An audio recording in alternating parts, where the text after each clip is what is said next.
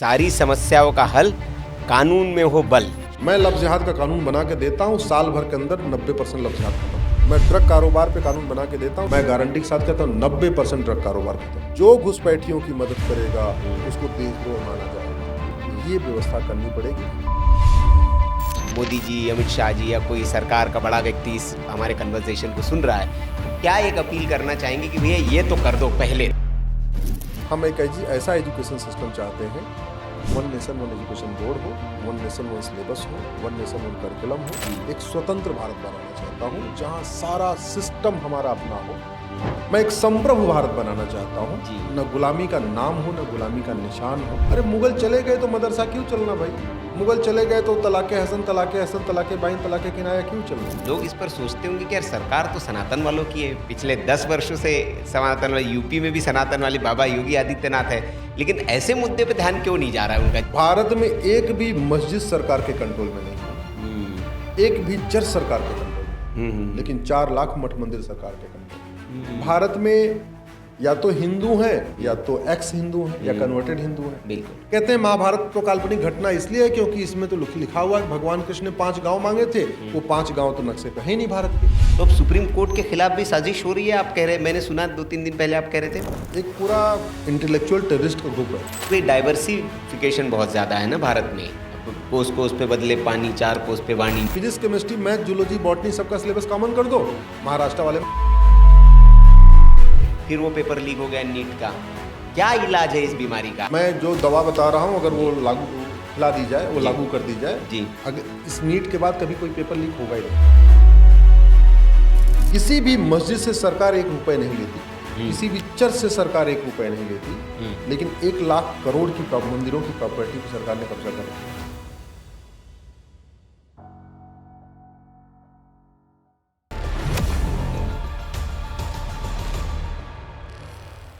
नमस्कार। देश में जो काम सरकारों को करना चाहिए वो काम सुप्रीम कोर्ट के एक वकील कर रहे हैं। जनता से जुड़े मुद्दे, उनकी समस्याओं को सुप्रीम कोर्ट में उठाकर उनका समाधान करने की वो सतत प्रयास कर रहे हैं और उनको उसमें सफलता भी मिल रही है, लेकिन उनके सामने बहुत कुछ चुनौतियां भी है। तो आज के हमारे इस पॉडकास्ट द एसआर शो के मेहमान हैं PIL man of India Ashwini Upadhyay ji. Ashwini ji, बहुत बहुत स्वागत है। बहुत बहुत धन्यवाद। काफ़ी लंबे अरसे के बाद आपका समय मिल पाया है। दरअसल इसके पीछे दर्शकों को बता दें कि बड़ी व्यस्तता है, इतनी सारी PIL, मतलब एक रिकॉर्ड आपने बना दिया। 250 से ज़्यादा PIL अब तक आप लगा चुके हैं और देश के 800 में से 500 से ज़्यादा जिलों में आपका भ्रमण हो चुका है। तो ज़रूरी देश से जुड़े, हित से जुड़े आप मुद्दे उठाते हैं। तो समय तो स्वाभाविक सी है कि बहुत कमी है, लेकिन फिर भी आज हमने इनको कहा कि भैया आज तो समय चाहिए, तो आज वो हमारे हाथ आए हैं। तो बहुत स्वागत पुनः अश्विनी जी। धन्यवाद। पहला सवाल मेरा ये, PIL मैन ऑफ इंडिया कहाँ से शुरू हुआ ये सफ़र? कि आपको लगा कि यार सब तो लोग जेब भरने की सोचते हैं, ये PIL जैसा विषय कब लगा आपको कि यार इस पे काम करना चाहिए? देखिए, बेसिकली मैं इंजीनियर था और मैं एलमल वेस्पा में था, फिर हीरो ग्रुप में गया, फिर मैं मारुति में गया जी। तो जब मैं मारुति में जापानियों के साथ बात करता था, उनको देखता था, तो मुझे समझ में आया कि यार जापान में जो समस्या भारत में वो जापान में तो नहीं है, तो समस्या फिर भारत में क्यों है? तो मैंने यहाँ की भारत की समस्याओं की वाई एनालिसिस करना शुरू किया। हर समस्या में 5 बार वाई लगाना शुरू किया, तो फिर पता चला यार समस्या तो सॉल्व हो सकती है। और ये समस्या जापान में नहीं है, ये समस्या सिंगापुर में नहीं है, ये समस्या चीन में नहीं है। भारत की मुझे एक भी समस्या ऐसी नहीं मिली जिसका कोई इलाज ही नहीं है, हर समस्या का इलाज है। फिर मैंने उसको कैटेगराइज किया कि इसमें से कितनी समस्याओं का इलाज संसद में हो सकता है, कितनी सुप्रीम कोर्ट में हो सकता है। फिर समझ में आया कि बहुत सारी समस्याओं का समाधान सुप्रीम कोर्ट में हो सकता है, हाई कोर्ट में भी हो सकता है, लेकिन ज्यादातर समस्याओं का समाधान संसद और विधानसभा में होगा। अब सांसद और विधायक बनना हमारे लिए तो बड़ा मुश्किल काम। हम गरीब परिवार के आदमी, कोई पॉलिटिकल बैकग्राउंड नहीं, कोई हमारा पॉलिटिकल माई बाप नहीं, तो इसलिए हमने कहा एक काम करते हैं, इंजीनियरिंग वाला कैरियर छोड़ते हैं, लॉ के फील्ड में चलते हैं। हमने वकालत किया। फिर एक समस्या आई कि इंजीनियरिंग का कैरियर छोड़ू क्यों, परिवार कैसे चलेगा। भगवान की दया से उस समय हमारी पत्नी को प्राइमरी टीचर की ड्यूटी लग गई, नौकरी मिल गई। अच्छा। तो जैसे उनको नौकरी मिली, हमने अपना इंजीनियरिंग की नौकरी छोड़ी। हमें इंजीनियरिंग में बहुत अच्छी सैलरी मिल रही थी उस समय, जी, लेकिन हमारी पत्नी को मात्र 8,000 रुपये की नौकरी मिली, और जैसे 8,000 की नौकरी मिली, मैंने अपनी वो नौकरी छोड़ी जी। और तब से मैं सतत करता जा रहा हूँ। 2 हिंदी का अखबार पढ़ता हूँ, 2 अंग्रेजी का अखबार पढ़ता हूँ, और उसमें से 2-3 समस्याओं को उठाता हूँ अखबारों में से जी, और फिर उनकी वाई एनालिसिस करता हूँ और फिर उसको मैं सुप्रीम कोर्ट ले जाता हूँ, कई बार उसको हाई कोर्ट ले जाता हूँ, जैसा विषय होता है उसके हिसाब से उसको करता हूँ। और यही करते करते संख्या बढ़ती गई, फिर बाद में आप लोगों ने इंटरव्यू करना शुरू कर दिया, तो लोगों ने और जानना शुरू कर दिया, फिर लोगों ने अपने अपने क्षेत्र में बुलाना शुरू कर दिया। तो पहले तो मैं बाहर नहीं जाता था, लेकिन फिर धीरे धीरे ग्रेजुअली लोगों ने बुलाना शुरू कर दिया। यूनिवर्सिटी में बुलाना शुरू किया, इंजीनियरिंग कॉलेज में बुलाना शुरू किया, मेडिकल कॉलेज में शुरू किया, लॉ कॉलेज में बुलाना शुरू कर दिया लेक्चर के लिए। जो धार्मिक संस्थाएं हैं उनके कार्यक्रम में उन्होंने अपने बुलाना शुरू कर दिया, सामाजिक संस्थाओं ने अपने कार्यक्रम में बुलाना शुरू किया। धीरे धीरे ये हुई कि जैसे हमारी PIL की संख्या 250 हो गई, वैसे मेरा भारत के जिलों में जाने की संख्या भी लगभग 500 हो गई। तो 800 जिलों में से 500 जिलों में जाना शुरू हो गया, और जहां भी जाता हूं कार्यक्रम के लिए वहां 2 PIL के नए विषय और मिल जाते हैं। अभी मैं कल ही मैं अभी बुंदेलखंड में था, हमीरपुर और महोबा में था, अब वहां से 2 नए और विषय आ गए। तो मेरे अभी 10 आइडिया पहले से जमे हुए हैं, 10 विषय हमारे पास पहले से ही हैं कि हाँ भाई इन पे PIL करना है, 2 और लेके आ गए। अगले सप्ताह में फिर जाऊंगा, फिर पता चला 1-2 विषय मिल गए। तो ये इसलिए वो रुक नहीं रहा है, वो जो काफिला है ना, वो PIL की यात्रा रुक नहीं रही है। जाता रहता हूँ, आइडिया मिलते रहते हैं, कोशिश करता रहता हूँ। बहुत सारे में सुप्रीम कोर्ट, हाई कोर्ट कहता है कि भाई ये तो सरकार का काम है, तो आप सरकार को प्रत्यावर्तन दो, तो मैं वहाँ देता हूँ। कई बार नोटिस कर लेते हैं। तो ये चल रहा है। मुझे इस बात की खुशी है कि पिछले 10 वर्षों में 1,500 अंग्रेजी कानून खत्म हो चुके हैं। हम अंग्रेजी कानूनों की बहुत दिन से होली जलाया करते थे, और उस अंग्रेजी कानूनों की होली जलाने में एक बार हम गिरफ्तार भी हो गए। लेकिन 1,500 अंग्रेजी कानून खत्म हो गए, लेकिन अभी 225 अंग्रेजी कानून बाकी हैं। अब मेरा प्रयास है कि वो भी खत्म हो जाए। ऐसे 1950 यानी आज़ादी के बाद भी भारत को बर्बाद करने के लिए, भारत को जाति, भाषा, क्षेत्र के आधार पर बांटने के लिए, सनातन धर्म को खत्म करने के लिए, हमारी संस्कृति को खत्म करने के लिए 50 से ज़्यादा घटिया कानून बनाए गए। उनमें से भी लगभग मैं 25 कानूनों को चैलेंज कर चुका हूँ। ये यात्रा चल रही है। मैं कोशिश यही कर रहा हूँ कि लोग इस पे बोलना शुरू करें, समाज बोलना शुरू करें, और लोग अपने अपने सांसदों, विधायकों पे दबाव बनाना शुरू करें।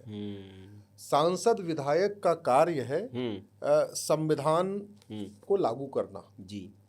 दुर्भाग्य देखिए, मूल संविधान 125 बार बदला जा चुका है, लेकिन मूल संविधान का 20% हिस्सा अभी तक लागू ही नहीं हुआ। और जब हम उनको लागू करने की बात करते हैं तो हमें सांप्रदायिक कह दिया जाता है, कम्युनल कह दिया जाता है। हम कहते हैं गौहत्या बंद करो, तो कहते हैं तो कम्युनल मामला है। अरे आर्टिकल, संविधान के आर्टिकल 48 में लिखा हुआ है। हम कह रहे हैं नशाबंदी करो, तो लोग उसको कुछ और ही समझ लेते हैं, आर्टिकल 47 में लिखा हुआ है। हम कहते हैं यूनिफॉर्म सिविल कोड लागू करो, मजहब के आधार पर नियम कानून खत्म करो, वो आर्टिकल 44 में लिखा हुआ है। हम कहते हैं देश का विभाजन मजहब के आधार पर हो गया, इसलिए मजहब के आधार पर नियम कानून बंद करो, मजहब के आधार पर लोन वजीफा बंद करो, मजहब के आधार पर ये जो बोर्ड ट्रिब्यूनल है इनको बंद करो, मजहब के आधार पर माइनॉरिटी मेजॉरिटी का कॉन्सेप्ट खत्म करो। कहते हैं जी तुम तो कम्युनल है। हम बात करते हैं संविधान की, हमको कहते हैं कम्युनल है। जो लोग संविधान की धज्जियां उड़ा रहे हैं, संविधान का मजाक उड़ा रहे हैं, वो अपने आप को सेकुलर और बुद्धिजीवी कहते हैं। तो क्या करें इसका? तो पहली कौन सी PIL थी अश्विनी जी? दर्शक जानना चाहेंगे कि ये पहली आपने डाली और उसका रिस्पॉन्स क्या था आपको? मेरी पहली PIL थी यूनिफॉर्म सिविल कोड की थी। अच्छा। और उसके बाद फिर तो ट्रिपल तलाक हमने चैलेंज किया,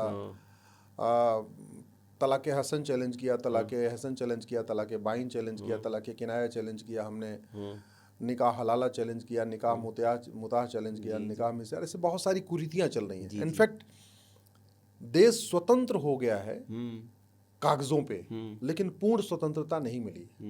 स्वतंत्र 2 शब्दों से मिलकर बना है, स्वतंत्र। स्व मतलब स्वयं का, सेल्फ, तंत्र मतलब सिस्टम। दुर्भाग्य देखिए, इस देश में आज भी पूर्ण स्वतंत्रता नहीं मिल चुकी है। गुलामी के नाम चल रहे हैं, गुलामी के निशान चल रहे हैं, गुलामी की कुरीतियां चल रही हैं, गुलामी की कुप्रथाएं चल रही हैं, गुलामी की शिक्षा व्यवस्था है, गुलामी की चिकित्सा व्यवस्था है, गुलामी की पुलिस व्यवस्था है, गुलामी की प्रशासनिक व्यवस्था है, गुलामी की न्याय व्यवस्था है, गुलामी की टैक्स व्यवस्था है, गुलामी की व्यापार व्यवस्था है। सब कुछ गुलामी का चल रहा है। मैं तो कहूँगा आपकी बार आप जब जाना, अपने नेटिव प्लेस जाना और एयरपोर्ट पे जाना, तो जहाज पे चढ़ने से पहले एक बार देखना जहाज पे लिखा क्या है। वीटी लिखा हुआ है। मैंने उसको भी चैलेंज किया हुआ है। वीटी का मतलब होता है विक्टोरिया टेरिटरी। तो ये मेरा सपना है कि मैं अपने मरने के पहले एक स्वतंत्र भारत बनाना चाहता हूँ, जहाँ सारा सिस्टम हमारा अपना हो। मैं एक संप्रभु भारत बनाना चाहता हूँ। जी। न गुलामी का नाम हो, न गुलामी का निशान हो, जी। न गुलामी की कुरीतियां हो। अरे मुगल चले गए तो मदरसा क्यों चलना भाई? मुगल चले गए तो तलाके हसन, तलाके बाइन, तलाके किनाया क्यों चलना? मुगल अंग्रेज चले गए तो मॉन्टेसरी और कॉन्वेंट क्यों चलना? मेरा मानना है कि जब हम शिक्षा, चिकित्सा, न्याय के क्षेत्र में हम दुनिया में सर्वोत्तम थे। व्यापार के मामले में आचार्य चाणक्य के समय हमारी जीडीपी 40% हुआ करती थी। तो हमें इस बात का चिंतन करना चाहिए कि हम जब हमारे पास बेहतरीन चीज़ें हैं तो हम गुलामी की चीज़ें क्यों यूज़ करें? हमारे पास जो है बेहतरीन चीज़ें हैं तो हम घटिया चीज़ क्यों यूज़ करें? वो मेरा प्रयास है। जी। तो ये जब आप करते हैं अश्विनी जी, इतना मतलब एक दुस्साहस वाला काम है एक तरह से, तो जो बड़ी लॉबी होती है उनको दिक्कत होती है काम करने से, और राजनीतिक कुछ लोग भी होंगे, तो दबाव वबाव कभी आया ऐसे कि यार बंद करो ये काम, ये क्या कर रहे हो? नहीं, पहली बात तो जब हमने पीएल फाइल करना शुरू किया तो एक्चुअली लोगों को ना सफलता दिखती है जी। उसके पीछे कितना बलिदान होता है वो दिखता नहीं, संघर्ष दिखता नहीं है। तो मैं जब सुप्रीम कोर्ट में शुरू किया तो लोग तो पहले तो इग्नोर करते थे, फिर मजाक उड़ाते थे। पॉलिटिकल स्टंट, हाँ, पब्लिसिटी स्टंट है, पॉलिटिकल स्टंट है। लो जी आज मंडे है, आज फिर कुछ लेके आ गए हैं, फिर ऐसे छीटा कसी, अरे आज कौन सा बम फोड़ने जा रहे हो, ऐसे ऐसे मतलब दुनिया भर की मजाक उड़ाने वाली बातें। 10 साल लगभग इसी में गुजर गए जी। मजाक उड़ाने, मतलब लोग हमारा मजाक उड़ाते रहे, लोग छीटाकसी करते रहे, लोग विरोध करते रहे। उसके बाद फिर लोगों ने सीरियस लेना शुरू किया और हमारी पीआईएल से कुछ एक, मैं नाम नहीं लेना चाहूँगा जी, लेकिन कुछ एक दिग्गज वकील हैं, उसमें कुछ भूतपूर्व कानून मंत्री वगैरह भी रह चुके हैं। वो 10 मतलब करोड़ों रुपए कमा चुके हैं। हाँ। करोड़ों रुपए कमा चुके हैं। हाँ। हम फ्री में करते हैं। हाँ। हमारा मजाक उड़ाते हैं, हमारी पीएल का विरोध करके करोड़ों रुपए लेते हैं और फिर भी वो कह रहे हैं बहुत अच्छा है। भारत में इतनी पॉलिटिकल पार्टियां हैं, मुझे इस बात का गर्व है कि मैं एक ऐसी पॉलिटिकल पार्टी से जुड़ा हुआ हूँ जहां मुझे इतनी लिबर्टी है कि मैं राष्ट्रहित के किसी भी विषय को हाई कोर्ट, सुप्रीम कोर्ट ले जा सकता हूं। मुझे पॉलिटिकल पार्टी ने इतनी लिबर्टी दिया हुआ है कि मैं जो जनहित का मुद्दा है उसको मैं सुप्रीम कोर्ट में ले जाके उसको पूरा राष्ट्रीय विमर्श बनाने के लिए बना पा रहा हूँ। अदरवाइज कांग्रेस में मुझे बताइए, कोई इतने वकीलों की फौज है, कांग्रेस का मुझे एक व्यक्ति बताइए जिसने 10 पीएल किया हो राष्ट्रहित में, जनहित में, समाज के हित में। और भी पॉलिटिकल पार्टियां हैं, ये सीपीआई वाले तो अपने आप को बहुत बड़ा बुद्धिजीवी मानते हैं, वामपंथी कहते हैं, बड़े इंटेलेक्चुअल है, जो जेएनयू गैंग है, खान मार्केट गैंग है। इनमें से गैंग में कोई एक व्यक्ति बताइए, दुनिया भर की बातें करते हैं, कोई 10 विषय को उन्होंने सुप्रीम कोर्ट उठा दिया हो, संसद में उठा दिया हो। और भी पॉलिटिकल पार्टियां हैं साउथ में, नॉर्थ में, चारों तरफ। तो हमें इस बात की लिबर्टी है कि हम जनहित के मुद्दे, समाज हित के मुद्दे, राष्ट्रहित के मुद्दे, हमारी संस्कृति के लिए, हम अपने सनातन के लिए जो मुझे ठीक लगता है मैं उसको हाई कोर्ट, सुप्रीम कोर्ट जाता हूँ। ना आज तक मुझे कभी रोका गया, न कभी टोका गया। मैं अपना कर रहा हूँ। अब कोई ये कह सकता है कि इससे मुझे पॉलिटिकल नुकसान होता है, अगर हम ये नहीं करते तो क्या पता हम भी सांसद बन गए होते, हम भी मंत्री बन गए होते। वो मुझे उसकी चिंता ही नहीं है। हमारा सपना है भारत में राम राज्य स्थापित करना, हमारा सपना है भारत को विश्वगुरु बनाना, हमारा सपना है कि भारत में जो सिस्टम है वो चीन, जापान, सिंगापुर से अच्छा हो, अरब, दुबई, कुवैत से अच्छा हो। हमारा सिस्टम अमेरिका, रूस, जर्मनी और फ्रांस से अच्छा हो। हमारा वो सिस्टम है, हमारा वो सपना, मैं उसी के लिए अपने रातों दिन लगा हुआ। तो ये सब जो कर रहे हैं अश्विनी जी, अब इसके रिजल्ट भी दिखने लगे हैं। हाल फिलहाल में हमने देखा मध्य प्रदेश में तो 2 दिन पहले बड़ा जश्न मनाया वहाँ पर, भोजशाला का विवाद। बड़ा लंबे वक्त से हम भी, क्योंकि मैं पत्रकार हूँ और बड़े लंबे वक्त से हम भी उसको कवर करते थे। एक दिन अगर बसंत पंचमी और जुमा आ जाए तो बड़ी दिक्कत होती थी सरकार को, उसमें बड़ा फैसला आया है। तो इसमें आपकी पीआईएल का योगदान है? मैंने कानून है 1991 में बना था, उसका नाम है place of worship act, Congress ने बनाया था। वो कानून ये कहता है कि अयोध्या के अलावा और कोई मैटर कोर्ट में चलेगा ही नहीं। हमने उसको 2020 में चैलेंज किया जी। 2020 तक बाकी कोई मैटर चल नहीं रही थी, केवल अयोध्या चल रहा था जी। 2020 में उस हमने एक्ट को चैलेंज किया, हमारे विष्णु जैन, शंकर जैन जी ने चैलेंज किया हुआ है, हरशंकर जैन जी ने, और भी लोगों ने चैलेंज किया हुआ है। उसके बाद 2021 के बाद से अलग अलग स्थानों पे सर्वे शुरू हुए। 22 स्थानों पे सर्वे हो चुका है, और जहां भी सर्वे हुआ, जहां भी खुदा वहां भगवान, जहां खुदा वहीं भगवान। हालांकि भोजशाला में कोई खुदाई नहीं हुई है, सिंपल सर्वे हुआ है, तो मैंने मजाक में कह दिया। हमारा ये कहना है कि जब वो वहशी दरिंदे चले गए तो उनका निशान हम क्यों लेके चले? भारत में या तो हिंदू हैं या तो एक्स हिंदू हैं या कन्वर्टेड हिंदू हैं। बिल्कुल। बहुत चंद लोग हैं, मुझे लगता है 50-100 परिवार है जो वास्तव में कन्वर्ट नहीं हुआ है। आप उसको मदीना का मदनी फैमिली कह सकते हैं, एक अफगानिस्तान वाला जो हैदराबाद वाली फैमिली है, ऐसे चंद परिवार हैं जो वास्तव में हिंदू नहीं थे पहले। अदरवाइज तो आप कोई भी जो दुनिया भर की यहाँ मंदिर का विरोध करते हैं या काशी का विरोध करते हैं, मथुरा का विरोध करते हैं, भद्रकाली का विरोध करते हैं या भोजशाला का विरोध करते हैं, अटाला का विरोध करते हैं, 5-6 पीढ़ी पहले वो हिंदू ही थे। जिन लोगों ने मठ मंदिरों पे अवैध रूप से कब्जा करके रखा हुआ है, एक्चुअली मुस्लिम नहीं है, वो सब हिंदू थे। अब वो कन्वर्ट हो गए, कोई बाबर के डर से कन्वर्ट हुआ, कोई अकबर के डर से कन्वर्ट हुआ, कोई जो है खिलजी के डर से कन्वर्ट हुआ, कोई जो है अलग अलग टाइम में कन्वर्ट हो गए हैं, सारे वही। हमारा उन सबसे यही रिक्वेस्ट है, देश आज़ाद हो चुका है, एक बार पूरे देश में सर्वे करवा लो, सर्वे करवा के दूध का दूध पानी का पानी कर लो।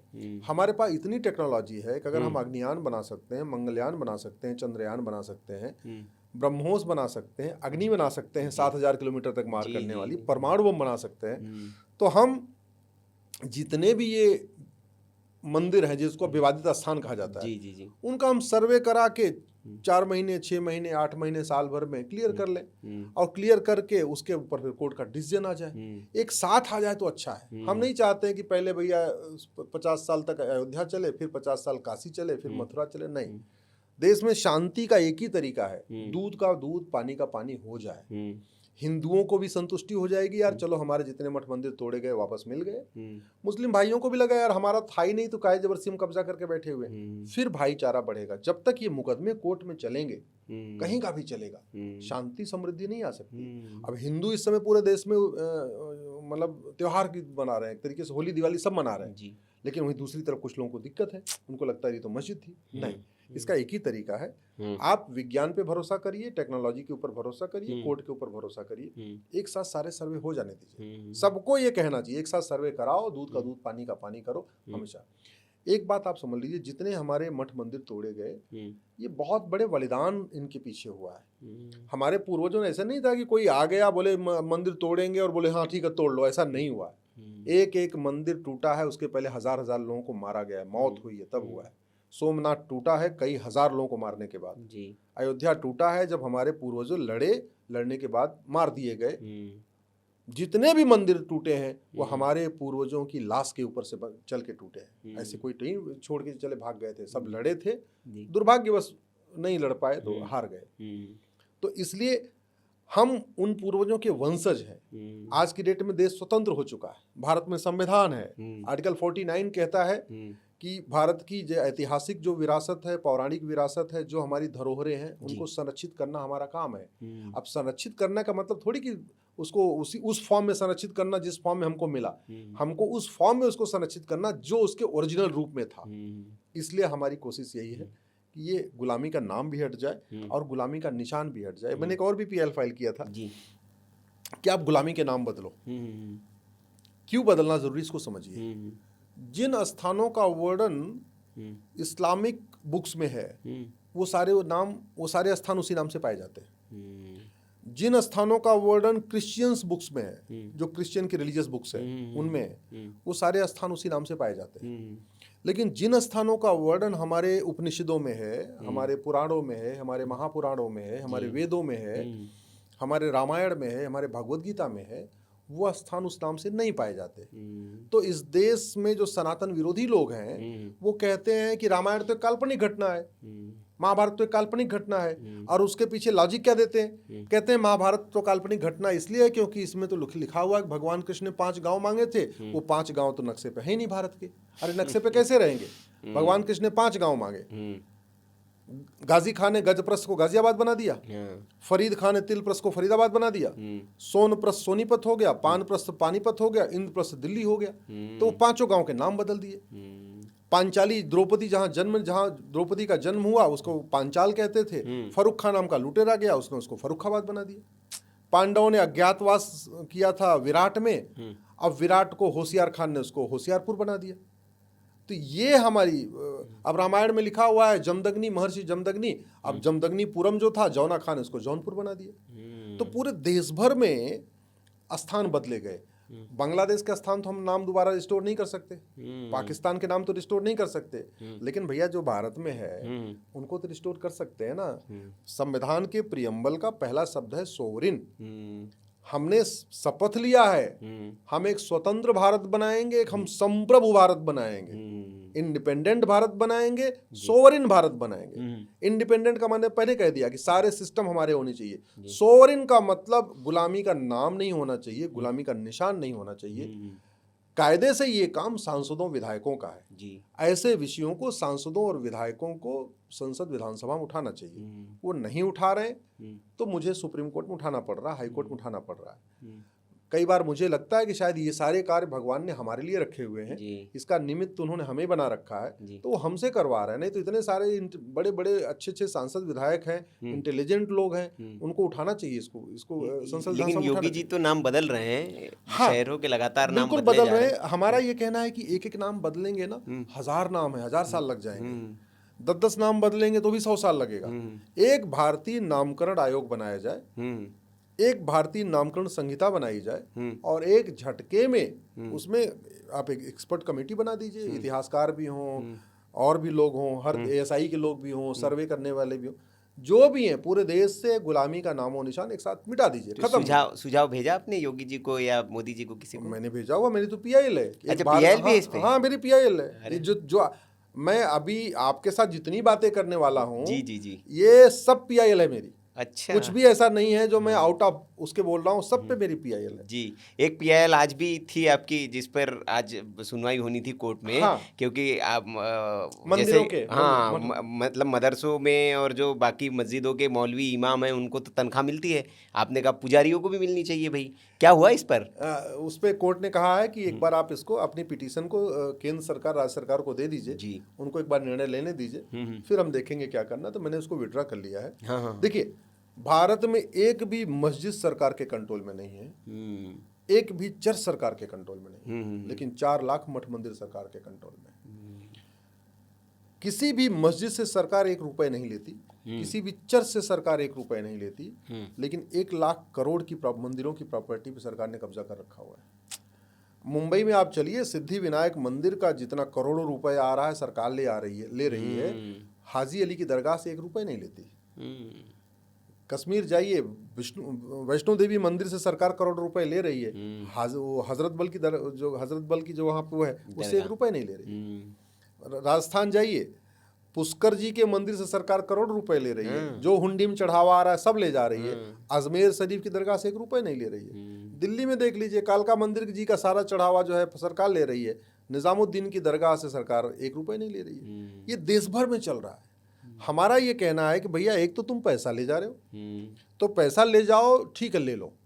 जो उसमें आपने कुछ मंदिर के निर्माण में खर्च किया, कुछ कॉरिडोर बनाने में खर्च किया, वो कर भी दो। लेकिन जो मंदिरों का पैसा है वो सनातन धर्म के लिए है, वो सनातन धर्म के खर्च करने के लिए है। पहला काम करो, जो मंदिर में सेवादार हैं, पंडा हैं, पुजारी हैं, जो सफाई करते हैं मंदिर में, जो भी सेवा कर रहे हैं किसी भी तरीके से, उनको कम से कम इतना वेतन दे दो कि अपने परिवार के साथ वो जी सके, रह सके। अगर आप नहीं दोगे तो कुछ अलग काम करेंगे, जीना तो उनको भी है, लेकिन वो 10-10, 12-12 घंटे मंदिर में ड्यूटी करते हैं। अगर उनको कम से कम पैसा ठीक से मिल जाएगा तो ठीक से जिएंगे, खाएंगे, आराम से रहेंगे। नहीं करोगे तो कुछ और करेंगे, वो ठीक नहीं है। ऐसा नहीं हो सकता कि आपने CCTV भी लगा दिया है, उसके बाद कोई अगर पंडा पुजारी 2 रुपए ले ले तो आप उसको पकड़ के धमका भी रहे हो। आपने हर जगह लिख दिया है कि पैसा केवल हुंडी में डालना, किसी के हाथ में मत देना, ये भी कर दिया है। और बाद में क्या दे रहे हो आप? 300 रुपए दे रहे हो यार दिन भर में, आप 500 रुपए दे रहे हो, ये नहीं चलेगा। आप मदरसों के टीचर को वेतन दे रहे हो, गुरुकुल के टीचर को वेतन नहीं दे रहे हो। आप मस्जिद के इमाम को वेतन दे रहे हो, मंदिर के पुजारी को वेतन नहीं दे रहे हो, जबकि उधर से आप एक पैसा लेते नहीं हो और यहाँ पैसा ले रहे हो और फिर भी नहीं दे रहे हो। इसमें मेरी PIL है कि आप मठ मंदिर अगर आप चला रहे हो तो कम से कम जो पैसा आ रहा है उस पे आप मत लो, उससे धर्मशाला बनवाओ, यज्ञशाला बनवाओ, भोजशाला बनवाओ, व्यायामशाला बनवाओ। जो हमारे मंदिरों में सब चीज़ें हुआ करती थी, आप हॉस्पिटल बनवाओ, जिससे कि जो सनातन का पैसा आ रहा है वो केवल सनातन धर्म के लिए खर्च होना चाहिए, उससे गैर लोगों को पैसा नहीं जाना चाहिए। ठीक, लेकिन अश्विनी जी बड़ा कंट्रडिक्शन हो जाता है। लोग इस पर सोचते होंगे कि यार सरकार तो सनातन वालों की है, पिछले 10 वर्षों से सनातन वाले, यूपी में भी सनातन वाले बाबा योगी आदित्यनाथ है, लेकिन ऐसे मुद्दे पे ध्यान क्यों नहीं जा रहा है उनका, जिसका अश्विनी जी का चला जा रहा है जिन मुद्दों पे। मैं यही तो कह रहा हूँ कि ये सारे मुद्दे कायदे से सांसदों विधायकों को उठाना चाहिए। मुझे समझ में नहीं आ रहा है कि सांसद विधायक जनता की आवाज़ क्यों नहीं सुन रहे हैं, और आवाज़ सुन रहे हैं तो क्या ऐसे लोगों की सुन रहे हैं जो ये मुद्दा नहीं उठा रहे हैं। मुझे ये भी समझ में नहीं आ रहा है कि जनता सांसदों विधायकों के पास ये जा क्यों नहीं रही है। जो विषय हमारे पास लेके आते हैं, तो हमने तो अभी पिछले 2-3 साल से ये भी कहना, जो हमारे पास फोन आता है कह देता हूँ, सांसद से मिले क्या, विधायक से मिले क्या, जितनी बातें आप मतलब मुझे बता रहे हो पहले सांसद विधायक को बताओ। तो उसमें कई लोग कहते हैं ठीक है जी मैं पहले जा रहा हूँ सांसद विधायक के पास, कुछ लोग कहते हैं जी हम उनके पास गए मिलते ही नहीं है, कुछ लोग कहते हैं जी वो हमने कह तो दिया लेकिन वो ध्यान ही नहीं दे रहे। ऐसे अलग अलग ऑब्जर्वेशन आती है। मेरा मानना ये सारा काम जनप्रतिनिधियों का है। उन्होंने संविधान की शपथ लिया है कि हम संविधान के हिसाब से काम करेंगे, और संविधान का आर्टिकल 46 कहता है, आर्टिकल 26 कहता है कि सबको अपनी अपनी धार्मिक जो स्थान है उनके मैनेज करने, उनको मेंटेन करने, उनको इस्टेब्लिश करने का अधिकार है। क्रिश्चियंस अपने रिलीजियस प्लेसेस को मैनेज मेंटेन कर रहे हैं, मुस्लिम्स अपने रिलीजियस प्लेसेस को मैनेज मेंटेन कर रहे हैं, जबकि उनके पास अनुभव बहुत कम है। मुस्लिम्स के पास मस्जिद बनाने का, मस्जिद को मैनेज मेंटेन करने का अनुभव 1400 साल का है। क्रिश्चियंस के पास चर्च को बनाने का, चर्च को मैनेज मेंटेन करने का अनुभव मात्र 2000 साल का है। हमारे सनातन धर्म में मंदिर बनाने का और मंदिर को रख रखाव करने का, मैनेज मेंटेन करने का अनुभव हजारों साल का है। बिल्कुल। तो भी सरकार कंट्रोल करके बैठी हुई है। कंट्रोल तो उनका करना चाहिए जिनको अनुभव कम है, यहाँ तो ज़्यादा अनुभव है। बिल्कुल सही। अच्छा, ये क्योंकि अब जैसे अब कुछ बदलाव आपको लगता है, क्योंकि पहले हम देखते थे कि सुप्रीम कोर्ट में जैसे आपकी कई बार तो पीआईएल एक्सेप्ट ही नहीं होती होगी, लेकिन अब थोड़ा बदलाव आया कि एक्सेप्ट हो रहा है, कम से कम सुनवाई हो रही है। लेकिन हमने सुना कि सुप्रीम कोर्ट के खिलाफ, क्योंकि थोड़ा बदलाव आया है, वैचारिकी में भी बदलाव आया है, तो अब सुप्रीम कोर्ट के खिलाफ भी साजिश हो रही है, आप कह रहे हैं। मैंने सुना 2-3 दिन पहले आप कह रहे थे।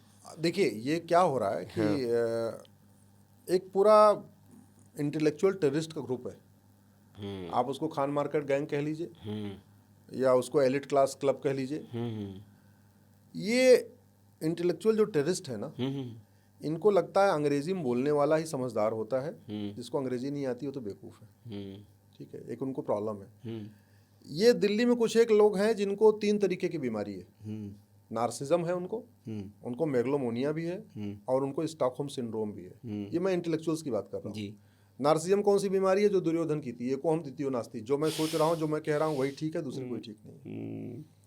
कुछ एक जो इंटेलेक्चुअल टेररिस्ट है उनको मेगलोमोनिया की बीमारी है, उनको दिखास और छपास की बीमारी है कि मेरी बात छपे, मेरी बात लोग सुने, मेरी बात कहें। उसमें कुछ एक ऐसे हैं जिनको स्टॉकहोम सिंड्रोम है। कुछ तो ऐसे हैं जो पाकिस्तान से भगाए गए हैं और अभी भी वो सेकुलर बने रहते हैं। कुछ एक ऐसे हैं जिनका मतलब सब कुछ उनका लूटा जा चुका है, फिर भी कहते हैं ऑल रिलीजन्स आर सेम।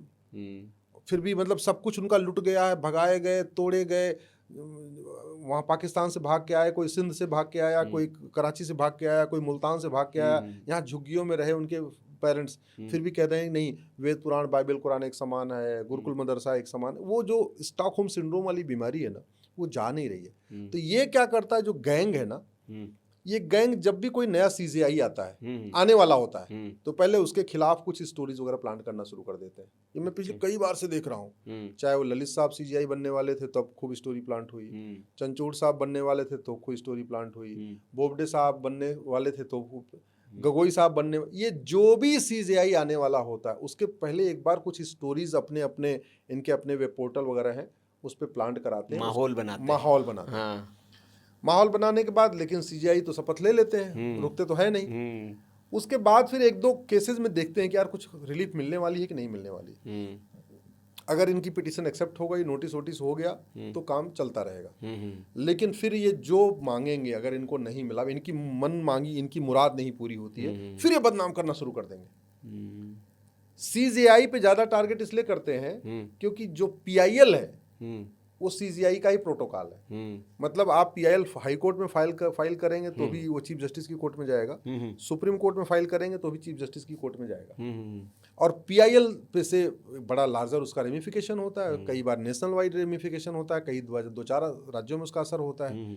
फिर इनकी अगर मन मांगी मुराद नहीं पूरी होती है तो फिर ये एजेंडा शुरू करते हैं। तो आज की डेट में जो सीजीआई साहब हैं उनके खिलाफ जो एजेंडा इन्होंने शुरू कर रखा है, क्योंकि बहुत सारे विषय इस समय उनके सामने पेंडिंग है। जी। जो इस समय करंट सीजीआई साहब हैं, एसआईआर का मैटर उनके सामने पेंडिंग है, घुसपैठ का मैटर उनके सामने पेंडिंग है, धर्मांतरण का मैटर उनके सामने पेंडिंग है, पॉलीगेमी हलाला का मैटर उनके सामने पेंडिंग है, फ्रीबीज का मैटर उनके सामने पेंडिंग है, तलाक़े हसन तलाक़े बाइन तलाक़े किनाया वाला मैटर उनके सामने पेंडिंग है, ड्रग का मुद्दा उनके सामने पेंडिंग है, साइबर फ्रॉड का मुद्दा उनके सामने पेंडिंग है, वक्फ एक्ट का मुद्दा उनके पास, वक्फ बोर्ड जो 40 लाख एकड़ जमीन पे कब्जा करके बैठा वो मुद्दा उनके सामने पेंडिंग है, सीए की वैलिडिटी उनको टेस्ट करनी है कि सीए कानून ठीक है कि नहीं ठीक है। ऐसे बहुत सा मठ मंदिरों वाला मुद्दा उनके सामने पेंडिंग है। सबरीमाला का जो जजमेंट आना है वो बड़ा उसका बहुत इफेक्ट होने वाला है, वो उनके सामने पेंडिंग है।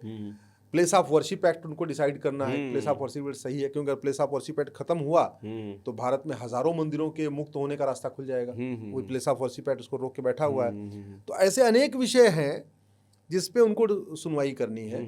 इसलिए इस समय सीजीआई सूर्यकांत साहब के खिलाफ एक माहौल बनाने की कोशिश की जा रही है। ये एसआईआर में चाह रहे थे कि ये जो एसआईआर शुरू हुआ है, एसआईआर में टोटल 21 पीआईएल, एक पीआईएल मेरी है, 20 पीआईएल और भी है। अच्छा, वो 20 पीआईएल में है कि नहीं एसआईआर नहीं होना चाहिए। हमारा कहना है कि एसआईआर हर 5 साल में होना चाहिए, रेगुलर इंटरवल पे होना चाहिए। अब उनको एसआईआर में सफलता नहीं मिली, वो चाह रहे थे एसआईआर स्टे हो जाए, स्टे हुआ नहीं। नतीजा क्या हुआ, बिहार में 65 लाख फर्जी वोट कट गए, इलेक्शन रिजल्ट कुछ अलग हो गया। वो बंगाल के लिए रोज सुप्रीम कोर्ट आते रहे। जब देखो हर हफ्ते बंगाल के एसआईआर पे सुनवाई हो रही, कभी ये कभी वो कभी कोई एनजीओ आ रहा है, कभी कोई सांसद आ रहा है, तो कोई विधायक आ रहा है कुछ लेके। स्टे हुआ नहीं, 92 लाख वोट वहां भी कट गई। हमने तो अपनी पीआईएल में लिखा था कि भारत में 5 करोड़ फर्जी वोटर है जी। अभी 12 राज्यों में एसआईआर हुआ है, 13 करोड़ फर्जी वोटर कम हो गए। मुझे लगता है पूरे देश में जाएगा, मान लो 25 करोड़ के आसपास फर्जी वोटर कम हो जाएंगे। तो अब ये उससे बौखलाए पड़े हैं। तो बौखलाने का नतीजा ये है कि कभी जैसे अभी जो सूर्यकांत साहब हैं, जिस कंटेस्ट में उनको बदनाम करने, उन्होंने पर्टिकुलर कुछ कहा था, किसी व्यक्ति के लिए बोला था जी। उसको ऐसे बोल दिया नहीं तो लगता पूरे देश के लिए कह रहे हैं। तो ये बड़े कलाकार लोग हैं, ये बीजेपी से जीत नहीं पा रहे तो सुप्रीम कोर्ट को बदनाम कर रहे हैं, कभी इलेक्शन कमीशन को बदनाम कर रहे हैं, कभी सेना को बदनाम कर रहे हैं। मोदी जी से लड़ नहीं पा रहे हैं तो फिर उसके लिए फिर कभी सीजीआई को टारगेट करते हैं, कभी चीफ इलेक्शन कमिश्नर को टारगेट करते हैं, कभी सेना प्रमुख को टारगेट करते हैं। ये फ्रस्ट्रेटेड लोग हैं, पॉलिटिकली लड़ नहीं पा रहे हैं। मैं तो कहता हूँ भैया जाओ पॉलिटिकली लड़ो, बीजेपी से लड़ो, हमें कोई दिक्कत नहीं है। सुप्रीम कोर्ट में अगर गलत लड़ोगे तो आप कैसे होगा। मदरसों के पीछे क्यों हाथ धोकर पड़े, आप कह रहे कि बंदी कर दो भाई इनको। मदरसा बंद होना चाहिए। पूरी दुनिया में जहाँ भी मदरसा देखिए वहाँ अशांति फैली हुई है। मदरसे में अलगाववाद सिखाया जाता है, मदरसों में आतंकवाद सिखाया जाता है, मदरसे में जो तालीम है वो पूरी संविधान के खिलाफ है। इसलिए मैं कई बार कहता हूँ कि न बाइबल से न कुरान से भारत चलेगा संविधान से। संविधान कहता है सब लोग एक समान है, मदरसा कहता नहीं सब एक समान नहीं है। जो इस्लाम को मानता है वो पाक, जो नहीं मानता नापाक। संविधान कहता है कि जेंडर जस्टिस, जेंडर इक्वलिटी, महिला पुरुष एक समान है।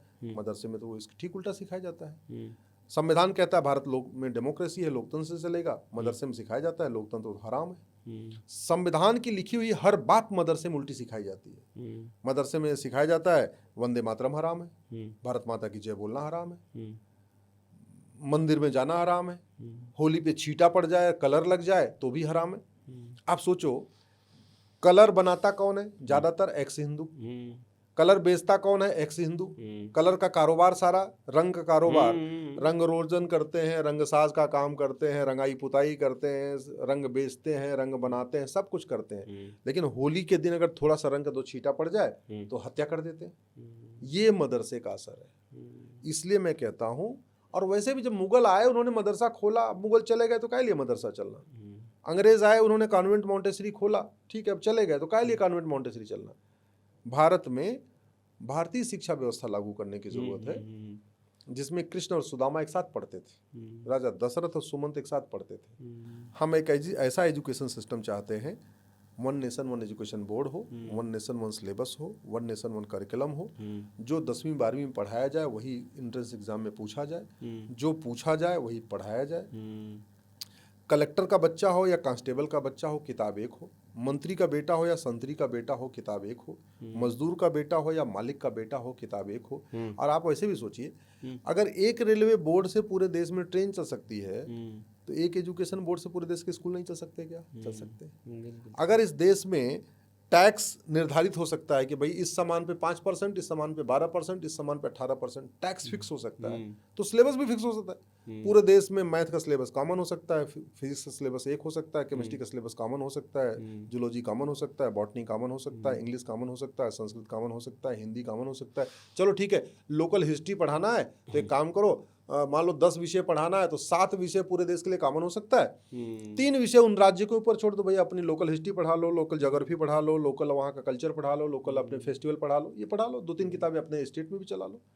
आखिर केंद्रीय विद्यालय में पूरे देश में एक सिलेबस हो सकता है, नवोदय स्कूल में पूरे देश में एक सिलेबस हो सकता है। चीन हमसे 3 गुना बड़ा है एरिया के मामले में, चीन में यूनिफॉर्म एजुकेशन सिस्टम हो सकता है। तो छोटे से छोटे देश में, न्यूजीलैंड में और डेनमार्क में यूनिफॉर्म एजुकेशन सिस्टम है, हमसे 3 गुना बड़े चीन में यूनिफॉर्म एजुकेशन सिस्टम है, तो भारत में क्यों नहीं होना चाहिए? और भारत में यूनिफॉर्म एजुकेशन सिस्टम था पहले, राजा का लड़का हो या प्रजा का लड़का हो, सिलेबस एक समान होता था। जो किताब भगवान राम पढ़ते थे, जो भगवान राम का सिलेबस था, वही निषाद राज का सिलेबस था। जो भगवान कृष्ण का सिलेबस था, वही सुदामा का सिलेबस था। आज वो नहीं है, मैं उसको बदलना चाहता हूँ। जी, लेकिन वो कहते हैं कि भाई डाइवर्सिफिकेशन बहुत ज़्यादा है ना भारत में। अब कोस कोस पे बदले पानी, 4 कोस पे वाणी। नहीं, तो डाइवर्सिफिकेशन है, लेकिन उसका यूनिफिकेशन करना जरूरी है।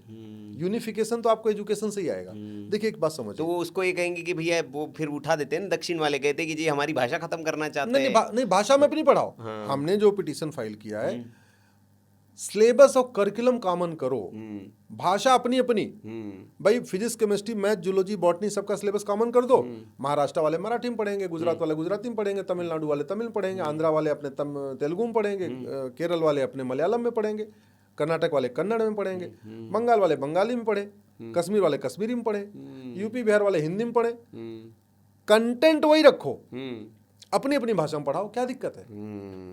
बहुत सही। अब ये एजुकेशन सिस्टम पे ही बात हो रही है, लेकिन एजुकेशन सिस्टम की एक बड़ी खामी है अश्विनी जी, आप भी उसके खिलाफ बात करते रहे मुखरता से। फिर वो पेपर लीक हो गया नीट का, क्या इलाज है इस बीमारी का? अश्विनी जी के पास कोई इलाज है इसका? एकदम इलाज है जी, मैं बताएं। गारंटी लेता हूँ। मैं जो दवा बता रहा हूँ, अगर वो लागू खिला दी जाए, वो लागू कर दी जाए जी, अगर इस नीट के बाद कभी कोई पेपर लीक होगा ही नहीं। क्या करना चाहिए? जब ये नीट का पेपर लीक हुआ तो मैंने अपने जो हमारे यहाँ टीम है, लीगल टीम, मैंने कहा जरा देखो, चीन में, जापान में, सिंगापुर में, अमेरिका में, रूस में, जर्मनी में, फ्रांस में पिछले 25 साल में कितने पेपर लीक हुए? एक भी पेपर लीक नहीं हुआ। जितने एग्जाम भारत में होते हैं, इतने एग्जाम चीन, जापान, सिंगापुर, अमेरिका, रूस, ब्राजील और कनाडा में भी होते हैं। वहाँ भी इंजीनियरिंग का एग्जाम होता है, मेडिकल का होता है, लॉ का होता है, सेना में जाने के लिए होता है, बैंक का एग्जाम होता है, वही रेलवे का एग्जाम हर जगह होता है। जी। कोई ऐसे तो नौकरी देता नहीं। वहाँ इसलिए नहीं होता क्योंकि वहाँ पे पेपर लीक करना जघन्य अपराध है, हीनस क्राइम है। 3 तरीके क्राइम होता है, एक सामान्य क्राइम, एक होता है सीरियस क्राइम जिसको हम गंभीर अपराध बोलते हैं, एक होता है हीनस क्राइम, जघन्य अपराध। जिस अपराध के कारण लाखों लोग अफेक्ट हो जाएं, वो जघन्य अपराध की श्रेणी में रखना चाहिए। मैं कह रहा हूं कानून बनाइए पार्लियामेंट में, क्योंकि नकल देश की समस्या है, किसी एक राज्य की नहीं है जी। यहाँ पे ऐसा कौन सा साल है जब पेपर लीक नहीं होता?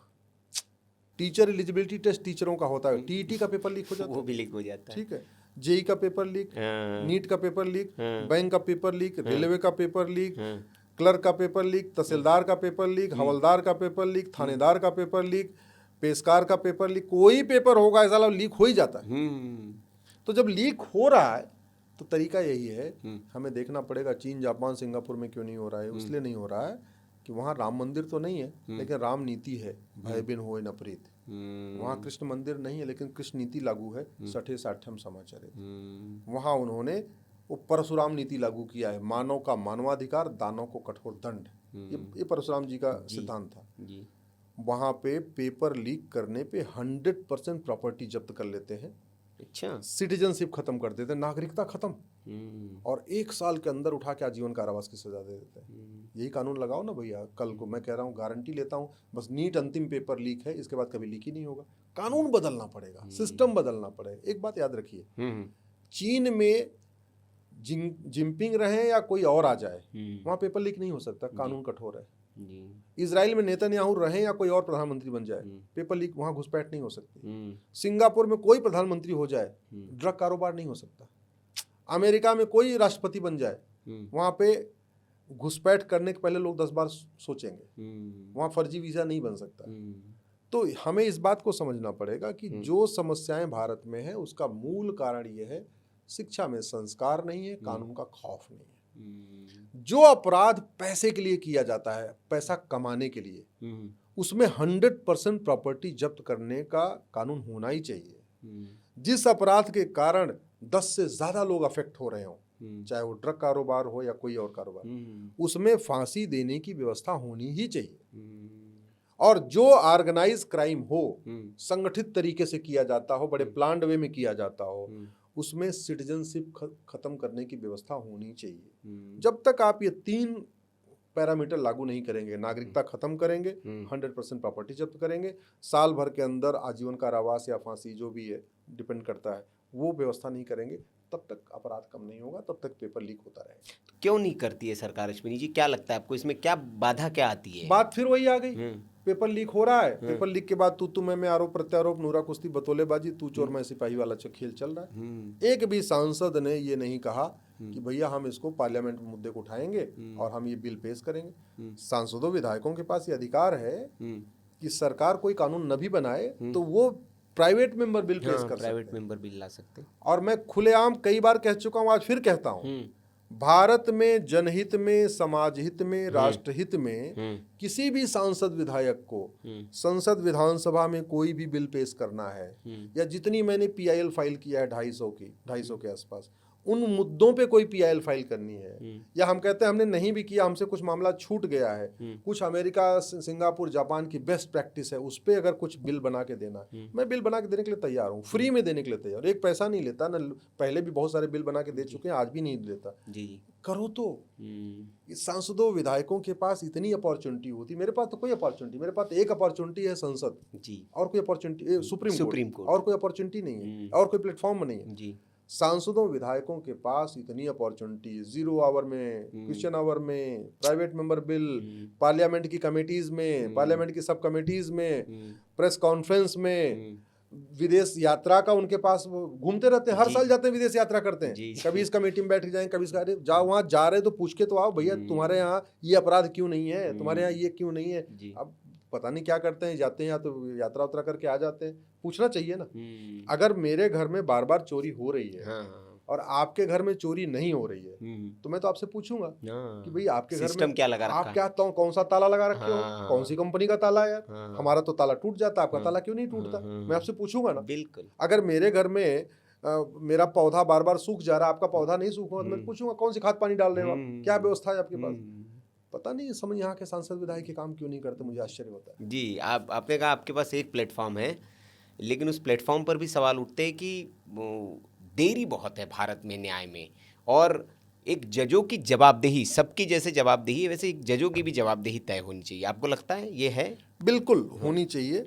पहले तो मैं आपको न्याय में देरी का कारण बताता हूँ, और हमारे यहाँ क्या व्यवस्था थी। रानी अहिल्याबाई होलकर, छत्रपति शिवाजी महाराज जी, राजा विक्रमादित्य, उनके यहाँ जस्टिस विद इन आवर था, 1 घंटे के अंदर मुकदमे का फैसला होता था। केस थोड़ा कॉम्प्लिकेटेड है तो दिन भर रुकना पड़ेगा, जस्टिस विद इन डे। और थोड़ा ज़्यादा कॉम्प्लिकेटेड केस है, थोड़ा जांच वांच भी करानी है, तो 2-3 दिन आना पड़ेगा, यानी जस्टिस विद इन वीक। 1 सप्ताह के अंदर फैसला हो ही जाता था। 1-2 केस ऐसे हैं जो 2-3 सप्ताह तक वो केस चले हैं, यानी महीने के अंदर तो हो ही जाता था। भारत में 5000 सांसद विधायक हैं। अरे जस्टिस विद इन आवर की बात नहीं कर सकते, कोई बात नहीं, जस्टिस विद इन मंथ की बात नहीं कर सकते, कोई बात नहीं, जस्टिस विद इन ईयर के लिए तो संसद में आवाज उठाना चाहिए ना, विधानसभा में आवाज उठाना चाहिए, कोई उठाता ही नहीं। मुकदमे ज्यादा क्यों हैं, इसका मैं कारण बताता हूँ। 66% केसेस जमीन से जुड़े हुए हैं, लैंड डिस्प्यूट जिसको कहते हैं। और लैंड डिस्प्यूट का मूल कारण यह है कि भारत में जमीन पे कब्जा करना, मेड़ पे कब्जा करना, चक्रोट पे कब्जा करना, नदी पे कब्जा करना, पहाड़ी पे कब्जा करना, रेलवे की ज़मीन कब्जा करना, एक्सप्रेसवे पे कब्जा कर लेना, पड़ोसी की जमीन पे कब्जा कर लेना, पड़ोसी के घर पे कब्जा कर लेना। जमीन डिस्प्यूट हमारे यहाँ क्रिमिनल ऑफेंस है ही नहीं है, सिविल डिस्प्यूट कहा गया। मतलब आपका 100 रुपए कोई चोरी कर ले तो आप थाने जाओ, बोलो देखो जी ये सीसीटीवी में देख लो, इसने हमारे 100 रुपए चोरी किया, एफआईआर हो जाएगी, तुरंत क्रिमिनल है। आपके 100 बीघे जमीन पे कोई कब्जा कर ले, बोले देखो सीसीटीवी देख लो जी हमारे 100 बीघे जमीन पे लोग कब्जा कर रहे हैं, एफआईआर नहीं होगी। आपकी एक बकरी चोरी हो जाए ना, आप मोबाइल में वीडियो दिखा दो, देखो जी ये बकरी चोरी किया है, एफआईआर हो जाएगा। आपकी कोई गौशाला पे कब्जा कर ले, एफआईआर नहीं होगा। जब तक ये घटिया कानून नहीं बदलेगा, जब तक जमीन पे अवैध कब्जा करने पे, मकान पे कब्जा करने पे हम इसको 10 से 20 साल की सजा का प्रावधान नहीं करेंगे, ऐसे लोगों की सिटीजनशिप खत्म करने का प्रावधान नहीं करेंगे, तब तक ये समस्या बनी रहेगी। और दुष्परिणाम आपको बताता हूँ, जमीन पे कब्जा कौन करता है? दबंग आदमी। गरीब तो दबंग पे जाएगा नहीं। दबंग करेगा गरीब पे, वो XYZ किसी कास्ट का हो, लेकिन दबंग ही जमीन पे कब्जा करता है गरीब की। बिल्कुल। मैं कई सारे एग्जाम्पल मैंने देखा, एक परिवार था, 5 बीघे जमीन थी और पड़ोसी ने उसके कब्जा कर लिया तो वो बेचारा लड़ नहीं सकता था, वो दबंग था, तो उसने 4-5 साल तक एवॉइड किया, लड़ता रहा बेचारा। थाने गया, एफआईआर नहीं हुई, कोर्ट में गया तो कोर्ट ने वही तारीख पे तारीख शुरू हो गया। उसके बच्चे थोड़े बड़े हुए, एक दिन वहां जब उसकी जमीन पे ट्रैक्टर चलने लग गया तो वो पिता अपने 3 बच्चों के साथ लाठी लेके दौड़ा लिया ट्रैक्टर को, ड्राइवर को, और 2-4 लाठी पीट दिया। अभी तक वही गरीब थाने गया था कि देखो मेरे जमीन पे कब्जा हो रखा है, इनके खिलाफ एफआईआर करो, तो एफआईआर नहीं हुआ। लेकिन जब उसी गरीब ने अपने खेत पे जुताई करने वाले ड्राइवर को 2 डंडे मार दिया और ड्राइवर थाने गया, तो उस गरीब के और उसके 3 बच्चों के खिलाफ एफआईआर हो गया। अब आपराधिक मुकदमा शुरू हो गया। ये तो इस देश का सिस्टम है, सड़ा हुआ सिस्टम। जौनपुर जिले में शंकर जी का एक मंदिर है, उस मंदिर के नाम पे 10 बीघे जमीन है। 1985 में मुकदमा शुरू हुआ था कि कौन सी वसीयत असली है, कौन सी वसीयत नकली है। 41 साल बीत चुके हैं, अभी तक डिसाइड नहीं हो पाया कि कौन सी वसीयत असली है, कौन सी वसीयत नकली है, और वो जमीन अभी भी शंकर जी को वापस नहीं मिल पाई। भगवान अपनी जमीन नहीं ले पा रहे हैं, ये भारत के अंदर सिस्टम है। मथुरा में विद्या देवी को भाई नहीं था, तो विद्या देवी की पिताजी ने अपनी जमीन 15 बीघे विद्या देवी को दे दिया। विद्या देवी 1975 में दे दिया जी। उनके माता पिता के मरने के 20 साल के बाद 1995 में विद्या देवी के माता पिता को कागजों में जिंदा कर दिया गया। और विद्या देवी जो 2025 में मरी हैं, इनको 1995 में यानी मरने के 30 साल पहले कागजों में मार दिया गया। कल्पना करेंगे, जो 1995 में माता पिता मर गए विद्या देवी के, उनको 1995 में जिंदा किया जा रहा है तहसील में कागज में। और विद्या देवी जो 2025 में मरी हैं, उनको 1995 में मार दिया गया। उनका डेथ सर्टिफिकेट बन गया, और बनने के बाद वो 15 बीघे जमीन लिखवा लिया पड़ोसियों ने। शर्मनाक और दुखदायक ये है कि 1995 से लेके 2025 तक विद्या देवी अपने को जिंदा होने के लिए मुकदमा लड़ती नहीं कि मैं जिंदा हूँ। 30 साल मुकदमा लड़ने के बाद 2025 में वो भी मर गई, अपने को जिंदा होने को प्रूव नहीं कर पाई। ये सड़ी हुई व्यवस्था है। जिस देश में justice within hour, justice within day, justice within week होता था, उस देश में जस्टिस विद इन डिकेड हो रहा है, वो भी नहीं मिल रहा है। 5 करोड़ मुकदमों में से 66% मुकदमे जमीन के हैं, और उसका एक ही समाधान है, अगर ये कंफर्म हो गया आपने जमीन पे कब्जा किया है, 10 से 20 साल की सजा होगी, जमीन डिस्प्यूट खत्म हो जाएगा। दूसरा मुकदमा बढ़ने का कारण क्या है? फॉल्स केस, झूठी शिकायत, उसके खिलाफ भी आपकी पीआईएल है। उस पे मेरी पीआईएल है, लैंड डिस्प्यूट पे मेरी पीआईएल है जी, और इसके ऊपर भी मेरी पीआईएल है जी। झूठी शिकायत करवा दो, झूठे एफआईआर करा दो, बड़ी समस्या है। पैसे दे दो दरोगा जी को, झूठी जांच भी हो जाएगी। 10 पैसा दे दो, 10 झूठे गवाह भी खड़े हो जाएंगे।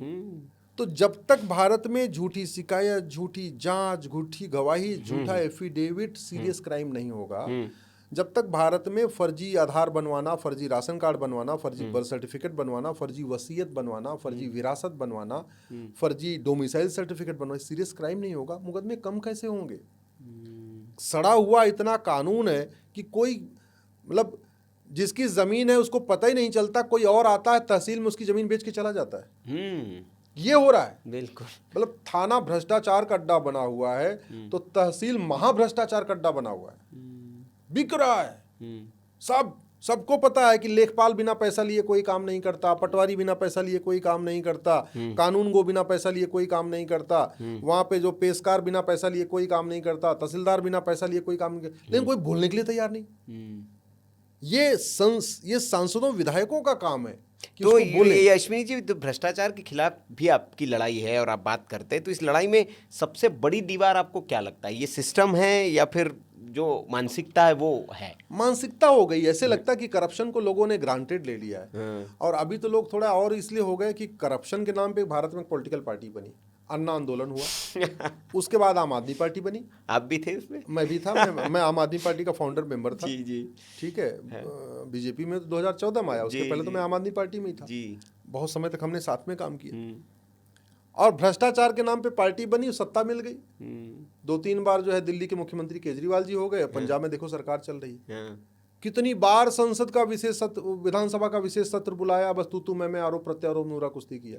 एक भी बार दिल्ली विधानसभा में भ्रष्टाचारियों की 100% प्रॉपर्टी जब्त करने, नागरिकता खत्म करने, आजीवन कारावास, फांसी देने के लिए प्रस्ताव पास हुआ क्या दिल्ली की विधानसभा में? नहीं। चीन में भ्रष्टाचारियों को फांसी होती है, चीन में भ्रष्टाचारियों के 100% प्रॉपर्टी जब्त होती है, नागरिकता खत्म होती है। और ये केजरीवाल जी को पता है, और मैंने खुद कहा था कि देखो ऐसा कानून है, जब सत्ता मिलेगी, जब सरकार आएगी तो हम लोग ये कानून बनाएंगे, ये मैंने कहा था। अब देख लो, दिल्ली की सरकार आई चली गई, हो गए। हम तो कह रहे हैं आज ही केजरीवाल जी को कहता हूँ और कुछ नहीं करो, कम से कम पंजाब में ये वाला प्रस्ताव पास कर के दिखाओ जो चाइना में कानून है। नहीं कर रहे, कह रहे थे हम खुद ही उनके ऊपर इतने मुकदमे हो गए, लद गए भ्रष्टाचार के। कह रहे हैं कि जो है हम ड्रग कारोबार खत्म कर देंगे। मैं तो कह रहा हूँ सिंगापुर में ड्रग बनाते हैं, ड्रग बेचते हैं, ड्रग के होलसेलर हैं, ड्रग के पेडलर हैं, उनकी 100% प्रॉपर्टी जब्त होती है, उनको फांसी होती है। बनाओ ऐसा कानून पंजाब विधानसभा में। और नहीं बनाना है तो प्रस्ताव पास करके दिखाओ, एक बार कुछ तो करो। यहाँ इस देश में दुर्भाग्य है कि आम जनता नेताओं की बतौलेबाजी में आ जाती है और नेताओं की कथनी और करनी में अंतर को समझ नहीं पाती। समस्या ये है। जी। अच्छा, ये एक और आपका और ड्रग कारोबार मैं आपको बता दूं, जी, भारत में इस समय 1 लाख करोड़ का ड्रग कारोबार चल रहा है। 10 करोड़ लोग नशेड़ी हो चुके हैं जी। ड्रग की होम डिलीवरी हो रही है, होम डिलीवरी हो रही है। बिल्कुल। व्हाट्सएप पे ऑर्डर करने पे ड्रग घर में पहुंच जा रहा है। सिंथेटिक ड्रग बड़ी प्रॉब्लम है। सिंथेटिक ड्रग क्योंकि बनाना बड़ा आसान है, बहुत आसान है, कमरे में बैठ के बना सकते हैं। और अब तो ऐप भी बन गए हैं, मोबाइल ऐप, जिसमें खान पान के रेट लिस्ट हैं, उस पे लिखा हुआ है कि पिज्जा मिलता है, बर्गर मिलता है, ये मिलता है, वो मिलता है। एक्चुअली जब पिज्जा आता है होम डिलीवरी तो पिज्जा के साथ एक पुड़िया और आती है, बिल्कुल। समोसा आता है, उसके चटनी और आती है। तो खान पान की वस्तुओं के नाम के साथ साथ ड्रग की सप्लाई हो रही है, ये ड्रग की डिलीवरी हो रही। इतना समस्या हो चुकी है। नशेड़ी डिप्रेशन में आके आत्महत्या कर रहे हैं, नशेड़ियों को पैसा नहीं मिलता, माँ बाप की हत्या कर रहे हैं, नशेड़ियों को पैसा नहीं मिलता, अपनी पत्नी की हत्या करते हैं, नशेड़ी बाप से परेशान होकर बच्चे घर छोड़ के भाग रहे हैं, नशेड़ी छोटी छोटी बच्चियों का बलात्कार कर रहे हैं।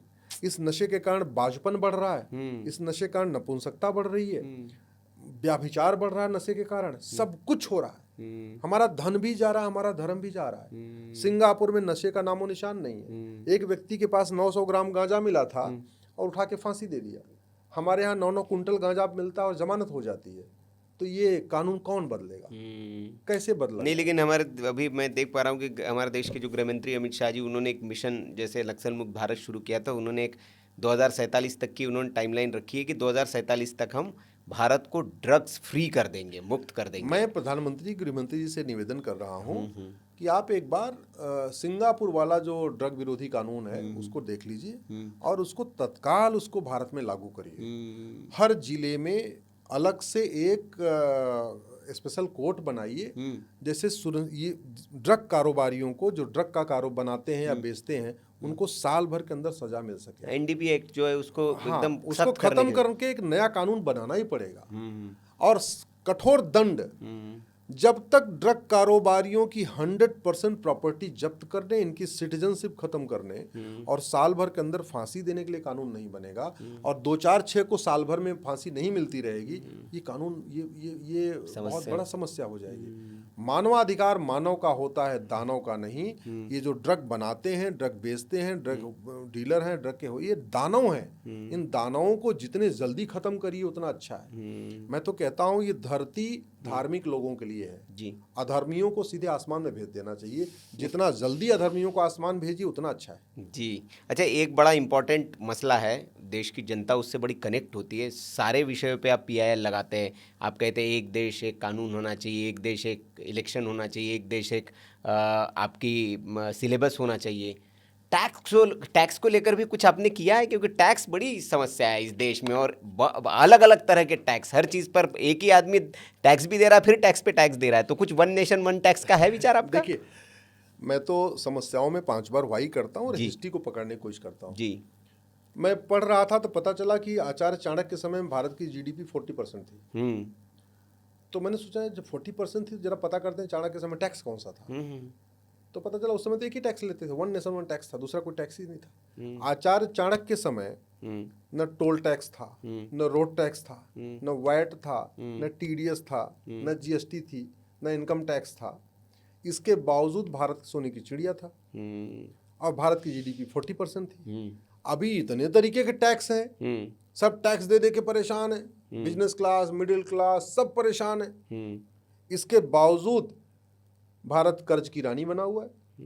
250 लाख करोड़ का कर्जा है भारत के ऊपर और कर्ज टैक्स कम भी नहीं हो रहा और GDP भी 10% भी नहीं पहुंच पा रही है। मैं पूरी जिम्मेदारी के साथ कह रहा हूं, भारत में करप्शन खत्म हो जाए और वन नेशन वन टैक्स हो जाए, भारत की GDP बूम कर जाएगी। भारत में जो बिजनेस व्यापार करने वाले हैं उनका 25% टाइम केवल और केवल टैक्स मैनेजमेंट में जाता है कि अच्छा वो GST कब भरना है, तो इनकम टैक्स कब भरना है, तो फॉर्म 16 कब भरना है, तो फॉर्म 18 कब भरना है, तो TDS कब भरना है, तो वैट कब वो उनका, और एक गलती हो जाए नोटिस, फिर नोटिस, फिर नोटिस का जवाब, चक्कर लगाते रहो। इस देश में अगर वन नेशन वन टैक्स लागू हो जाए तो करप्शन भी खत्म हो जाएगा और भारत की GDP बूम कर जाएगी और सब लोग टेंशन फ्री हो जाएंगे। और केवल करप्शन खत्म नहीं होगा बल्कि क्राइम भी बहुत कम हो जाएगा। करना क्या पड़ेगा समझिए। सरकारी आंकड़े बताते हैं कि भारत में 80% लोग पर डे 100 रुपए से कम खर्च करते हैं। मात्र 20% लोग 100 रुपए से ज्यादा खर्च करते हैं पर डे। जी। जो पर डे 100 रुपए से कम खर्च करते हैं उनको 100 रुपए से बड़े नोट की जरूरत ही नहीं। जो 20% लोग 100 रुपए से ज़्यादा पर डे खर्च करते हैं उनके पास ATM, Paytm, Bhim, UPI, debit card, credit card है। आप खुद सोच लो, आप पर डे 100 रुपए से नोट लेके चलो, देखो आपकी नोट वहीं की वहीं रखी रहेगी, दिन भर आप घूम टहल के आ जाओ, सारा काम आप उससे कर सकते हो। पेट्रोल भरवाने से लेके पंचर बनवाने तक, पान खाने से लेके कोल्ड ड्रिंक पीने तक, सारा काम आप ऑनलाइन कर सकते हो। 100 रुपए से बड़ी नोट बंद हो जाए, दूसरा 1000 रुपए के ऊपर कैश लेन देन बंद हो जाए, तीसरा 10,000 रुपए से ऊपर जितना भी लेन देन हो उसमें आधार मैंडेटरी कर दिया जाए। आधार सबके पास 144 करोड़ आधार बन चुका है। और चौथा, ये सारे टैक्स खत्म कर दिए जाए, GST, toll tax, road tax, VAT, TDS सारे टैक्स खत्म कर दिए जाए। केवल और केवल 2% बैंकिंग ट्रांजैक्शन टैक्स लिया जाए। जब आदमी कुछ खर्च करे तो 2% एक्स्ट्रा दे दे। मतलब 100 रुपए का सामान खरीदे तो 102 रुपए दे दे, 1000 का सामान खरीदे तो 1020 दे दे, 1 लाख का सामान खरीदे तो 1,02,000 दे दे। इस देश की जो कर्ज है ये भी धीरे धीरे खत्म हो जाएगा। दूसरा, भ्रष्टाचार खत्म हो जाएगा, अराजकता खत्म हो जाएगी, काला धन खत्म हो जाएगा, हवाला कारोबार खत्म हो जाएगा। और जब काला धन, हवाला, भ्रष्टाचार खत्म हो जाएगा तो ड्रग कारोबार खत्म हो जाएगा। काला धन, हवाला, भ्रष्टाचार खत्म हो जाएगा तो अलगाववाद बहुत हद तक कम हो जाएगा। काला धन, हवाला, भ्रष्टाचार खत्म हो जाएगा तो किडनैपिंग खत्म हो जाएगी, क्योंकि जितने भी अपराध होते हैं वो सारे कैश में होते हैं। घूसखोरी कैश में, जमाखोरी टैक्स में, मिलावटखोरी कैश में, कालाबाजारी कैश में, नशा तस्करी कैश में, मानव तस्करी कैश में, भाड़े पे हत्या कैश में, अपहरण उद्योग कैश में, सब ड्रग कारोबार कैश में। जब 100 रुपए से ऊपर ले ही नहीं चलना, कैश ही नहीं रखना भैया, तुम्हें 100 रुपए से बड़ी नोट रहेगी नहीं, 500 वाली नोट रहेगी नहीं। 1000 रुपए से ऊपर तुम कुछ भी काम करोगे तुम्हें ऑनलाइन ही करना है भाई। अल्टीमेटली चाहे वो किडनैपिंग करने वाले हों, अपहरण करने वाले हों या माफिया हों, पैसा जो इकट्ठा करते हैं, जिनके घर में आप देखते हो बेडों में भर भर के पैसा मिलता है, उस पैसे से करते क्या है? लग्जरी लाइफ जीते हैं, बिल्कुल 5 स्टार होटल में जाएंगे, बिजनेस क्लास में ट्रेवल कैश में सब वो करते हैं। अगर जब ये हो गया कि आप फ्लाइट का टिकट 1000 रुपए से ऊपर में, आप फ्लाइट का टिकट 1000 से ऊपर का होता है, आप ले ही नहीं सकते। ट्रेन में फर्स्ट क्लास में चलोगे 1000 से ऊपर का होगा, कैश में ले ही नहीं सकते। होटल में जाओगे बिल 1000 का ऊपर का होगा, कैश में दे ही नहीं सकते। तो जब सारे फोन खरीदोगे आप कैश में खरीद नहीं सकते, मोबाइल स्कूटी आप खरीद नहीं सकते, कार खरीद, सब कुछ आपको ऑनलाइन ही करना है, डिजिटल पेमेंट करना है।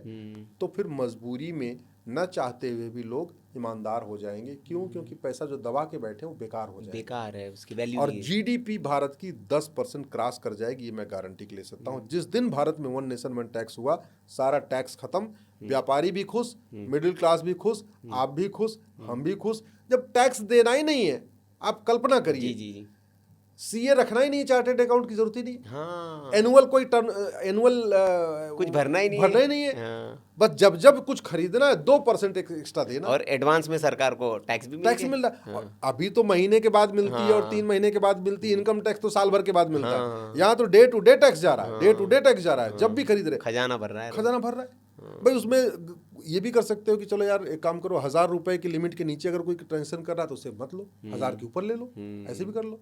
भाई हम चाय पी रहे हैं या कुछ और, तो ये मोदी जी को लिखा सुझाव आपने? हमने सुझाव भी लिखा है, हमने पीआईएल भी फाइल किया। अच्छा। मैं तो पूरा विश्वास है कि एक दिन किसी दिन रात को 8 बजे और सीधे सीधे टीवी पे अनाउंसमेंट होगा, भाइयों और बहनों, आज के बाद से 100 रुपए की बड़ी नोट बंद हो गई है, जो कुछ आपके पास है उसको जमा कर दो बैंक में। अच्छा, होगा? मैं उस दिन का इंतजार कर रहा हूँ। लेकिन खबर है ये कि ये 500 के नोट जो है इसको बंद करना जरूरी है। 500 की नोट को, ये 500 की नोट हमारे लिए बहुत बड़ी समस्या है। ये 500 की नोट बंद करते ही 25% भ्रष्टाचार खत्म हो जाएगा। 1000 रुपए से ऊपर कैश लेन देन बंद करते ही 25% भ्रष्टाचार और खत्म हो जाएगा। प्रॉपर 10,000 के ऊपर आधार मैंडेटरी करने से बेनामी लेन देन ही रुक जाएगा। आप जरा सोचिए, जब कैश में खरीदेंगे नहीं तो ऑनलाइन खरीदेंगे, और जब 10,000 से ऊपर खरीदेंगे तो आपको पंच करवाना पड़ेगा अपना आधार नंबर। तो छापा उपा नहीं मारना है। हाँ, वो तो मतलब रिकॉर्ड है। नागालैंड में भी कुछ कोई खरीद रहा है तो दिल्ली में यही बैठे बैठे आधार अथॉरिटी को पता चलता रहेगा। इनकम टैक्स वाले आधार वाले के लिए देखते रहेंगे, बस आधार की पंचिंग देखेंगे, किसके आधार में पर डे कितने ट्रांजेक्शन हुए, कितनी शॉपिंग हुई है। अब किसी व्यक्ति का एनुअल इनकम 10 लाख है और एनुअल वो परचेजिंग उसकी 150 लाख है, तो अथॉरिटियों का ऐसे बैठे बैठे पता चल जाएगा कि मतलब इनकम टैक्स डिपार्टमेंट का काम छापा मारने वाला टेंशन ही खत्म हो जाएगी। आपको ईडी रखना ही नहीं पड़ेगा, ईडी कोई जरूरत ही नहीं है, बेनामी लेन देन बंद हो जाएगा भैया। आपको इतना इनकम टैक्स में आदमी नहीं चाहिए, ना इतना ईडी में चाहिए, ना आपको सीबीआई का काम बहुत हल्का हो जाएगा। क्योंकि सारे अपराध कम हो जाएंगे, हथियारों का कारोबार कम हो जाएगा, जो अवैध हथियार बना के बेचते हैं, नशे का कारोबार रुक जाएगा, बहुत सारे डिपार्टमेंट ही बंद हो जाएंगे। लेकिन अश्विनी जी, भारत में लोग कहते हैं कि जुगाड़ जल्दी ढूंढ लेते हैं ना, आप समस्या का कोई समाधान हुआ वो उसमें खोज लेंगे। जैसे हमने सुना है, आप ही बता रहे थे कि भारत के 7 ऐसे स्टेट्स हैं जहाँ टैक्स नहीं लगता है कुछ एक कम्युनिटी को, लेकिन उसका भी लोग मिसयूज कर रहे हैं। इसका खूब मिसयूज हो रहा है जी, और हमने उस पर पिटीशन फाइल किया हुआ है। हाँ, भारत के नॉर्थ ईस्ट के राज्यों में जो शेड्यूल्ड ट्राइब हैं जी, उनके ऊपर टैक्स नहीं लगता। कोई कितना भी कमाई ले, अरबों खरबों, हाँ, कितना भी कर ले। हाँ। नोटबंदी जब हुई ना जी, तो हेलीकॉप्टर में कैश भर भर के नॉर्थ ईस्ट गया। अच्छा। और जाके उनके जो शेड्यूल्ड ट्राइब हैं, हाँ, उन ट्राइबल्स के बैंक अकाउंट में जमा कर दिया गया, क्योंकि उनको आईटीआर तो फाइल ही नहीं करना। हाँ। तो अब पूरे देश भर के जो काले कारोबारी हैं, हाँ, हवाला कारोबारी हैं, काला कारोबार करने वाले हैं, जिनके यहाँ ब्लैक मनी खूब जनरेट होती है, पूरे देश के जितने नशा कारोबारी हैं, हथियार कारोबारी हैं, वो उन नॉर्थ ईस्ट के जो ट्राइबल के साथ अपना कनेक्शन बना लेते हैं। उनको भी बड़े बल्ले बल्ले हैं कि बैठे बैठे उनके खाते में पैसा आ रहा है और कुछ % उनको दे के और सारा पैसा वापस ट्रांसफर हो जाता है। तो ब्लैक को व्हाइट करने का एक बहुत शानदार तरीका बन चुका है। बहुत सारे ऐसे भी लोग हैं जो नॉर्थ ईस्ट में बिजनेस करते हैं, टैक्स चोरी करने के लिए वो किसी एक ट्राइबल के साथ पार्टनरशिप कर लेते हैं। अच्छा। मतलब वो पेट्रोल पंप है या शोरूम है या गाड़ी का शोरूम है, कार का शोरूम है, टू व्हीलर का शोरूम है, टीवी का शोरूम है, मोबाइल का शोरूम है, नॉर्थ ईस्ट में खूब है। उसका रियल ओनर कोई इधर का बंदा है, ठीक है, वो ट्राइबल नहीं है, लेकिन उन्होंने टैक्स बचाने के लिए ओनर उसको पेपर में ट्राइबल को ओनर बना दिया है, उसको मंथली कुछ पैसा दे रहे हैं और पूरा काम चल रहा है। और रिवर्स ये भी है कि बहुत सारे ट्राइबल भी करोड़पति अरबपति बनते। भारत में सांसद विधायक बनते ही आदमी क्या होता है सबको पता है।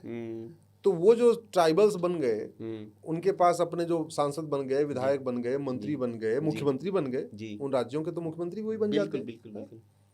उनके इंजीनियरिंग कॉलेज चल रहे हैं, उनके मेडिकल कॉलेज चल रहे हैं, उनके लॉ कॉलेजेस चल रहे हैं, उनके प्रोफेशनल कॉलेजेस चल रहे हैं, उनके पेट्रोल पंप चल रहे हैं, उनके और भी शोरूम चल रहे हैं, और उससे जो भी करोड़ों रुपए आ रहा है उस पर टैक्स देना ही नहीं। क्यों? क्योंकि वो वहीं के रहने वाले हैं, वहीं उनका बिजनेस है, वहीं उनका धंधा है। और खासतौर पे ये जो engineering college, law college, medical college होता है, ये इतना बढ़िया ब्लैक मनी को व्हाइट करने का तरीका है, क्योंकि जमीन उनकी अपनी ले लिया सस्ते में, कंस्ट्रक्शन कितने का हुआ है कहीं दिखाना नहीं है। तो जितना ब्लैक मनी था उससे जमीन खरीदा और उस पे बिल्डिंग बना दिया, और जितनी फीस आ रही है वो सब व्हाइट चेक में। तो ब्लैक मनी से इंजीनियरिंग कॉलेज बन गया, ब्लैक मनी से मेडिकल कॉलेज बन गया, ब्लैक मनी से लॉ कॉलेज बन गया, ब्लैक मनी से MBA कॉलेज बन गया, और फिर जो पैसा आ रहा है वहां पे वो व्हाइट में आ रहा है। तो माला माल हो चुके हैं। तो उस एरिया में बहुत सारे करोड़पति ऐसे लोग हैं जो एक पैसा टैक्स नहीं देते। हमारा ये कहना है ये सिस्टम खत्म होना चाहिए, और नहीं खत्म होना चाहिए तो कम से कम क्रीमी लेयर सिस्टम लागू होना चाहिए। भाई आप ये कर दो कि भाई ठीक है, जो शेड्यूल ट्राइब है, जो 12 लाख रुपए तक जिनकी इनकम है उस पर टैक्स नहीं लगेगा।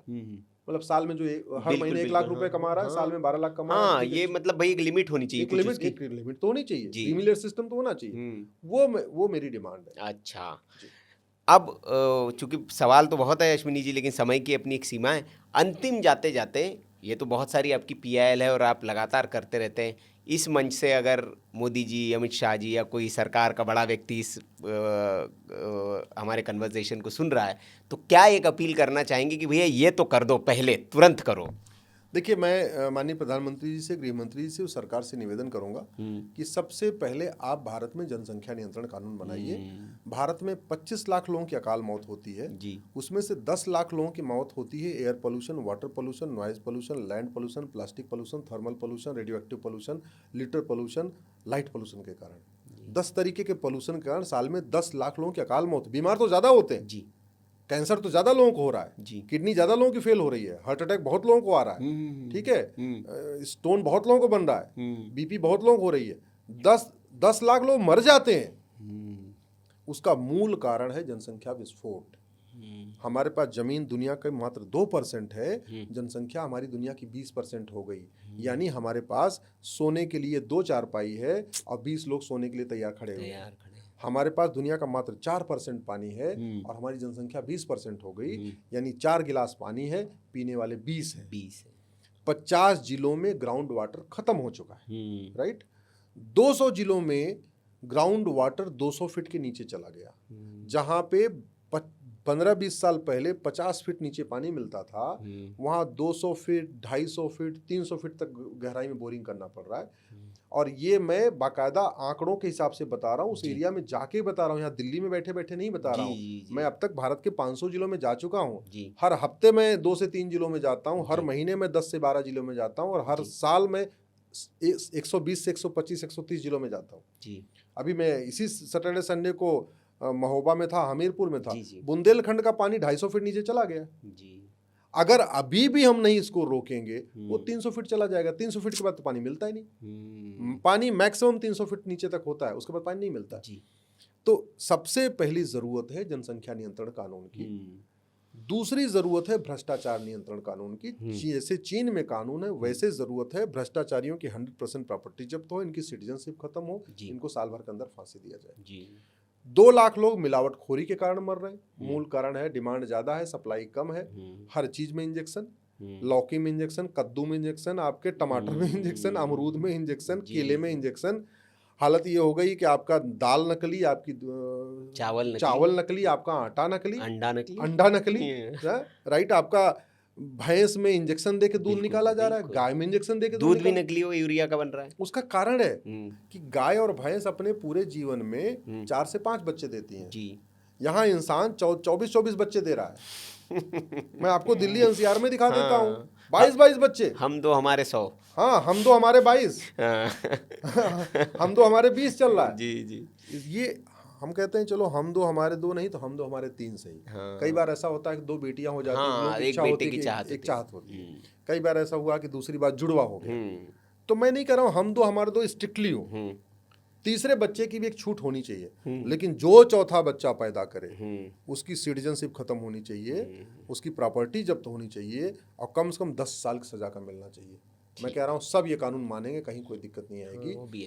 भारत में 1 लाख करोड़ का ड्रग कारोबार चल रहा है, 10 करोड़ लोग नशेड़ी हो चुके हैं। इसलिए मैं प्रधानमंत्री से निवेदन करूंगा, तत्काल सिंगापुर वाला कानून भारत में लागू करिए। ड्रग बनाने वालों को, ड्रग बेचने वालों के, ड्रग के होलसेलर, ड्रग के डीलर, ड्रग के पेडलर, ड्रग के सप्लायर 100% प्रॉपर्टी जब्त, सिटीजनशिप खत्म, साल भर के अंदर फांसी। न रहेगा बांस, न बजेगी बांसुरी।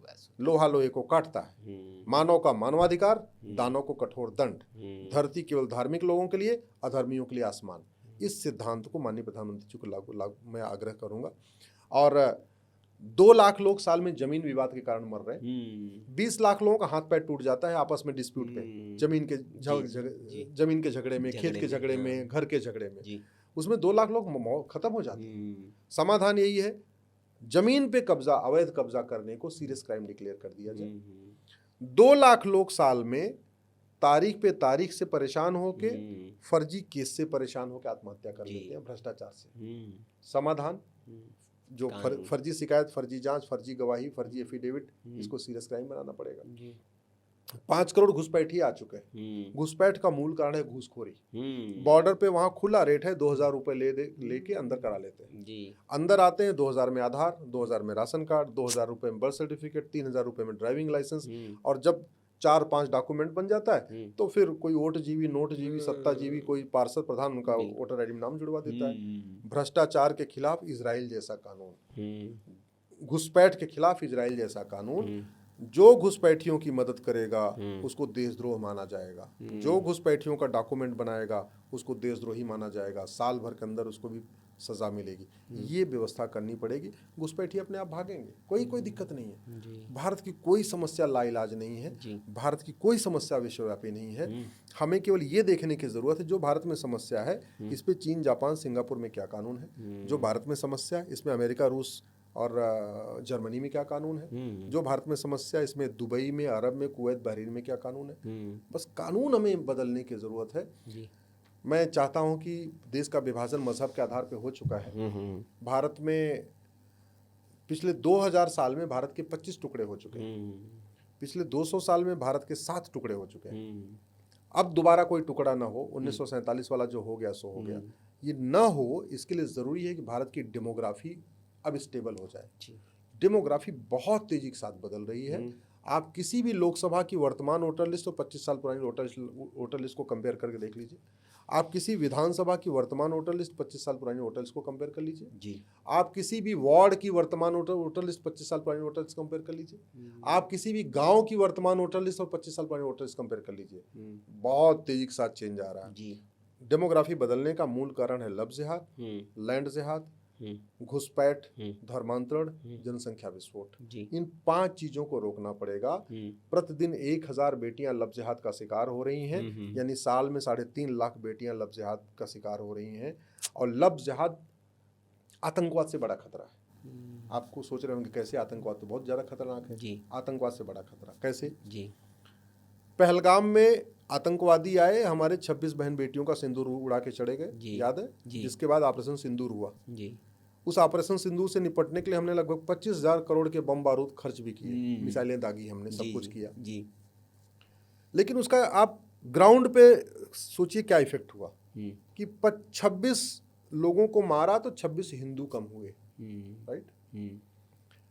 लेकिन अगर यही 26 बेटियां लव जिहाद का शिकार हो जाएं तो केवल 26 हिंदू कम नहीं होते, 26 परिवार कम हो जाएंगे, 26 नए परिवार बढ़ जाएंगे, उनके बाल बच्चों की संख्या बढ़ेगी, तो कुछ ही दिन में देखते देखते गैप बहुत बढ़ जाएगा।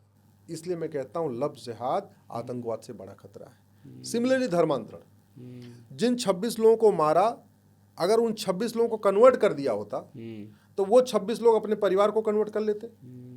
तो अभी तो जो 26 लोगों को मारा तो केवल 26 हिंदू कम हुए, लेकिन अगर उन 26 लोगों को कन्वर्ट कर देते, क्रिश्चियन कन्वर्ट कर दें या मुस्लिम्स कन्वर्ट कर दें, तो 26 परिवार कन्वर्ट हो जाएगा। तो हिंदुओं के 26 दुश्मनों की 26 परिवार और नए दुश्मन क्रिएट हो जाएंगे, और फिर उनका परिवार और बढ़ता चला जाएगा। इसलिए लव जिहाद और धर्मांतरण के लिए जरूरत इस बात की है कि कठोर इनके लिए दंड व्यवस्था किया जाए। ये नई भारतीय न्याय संहिता बनी है, इसमें एक सेक्शन 111 है ऑर्गेनाइज क्राइम की, उसको बदलने की जरूरत है।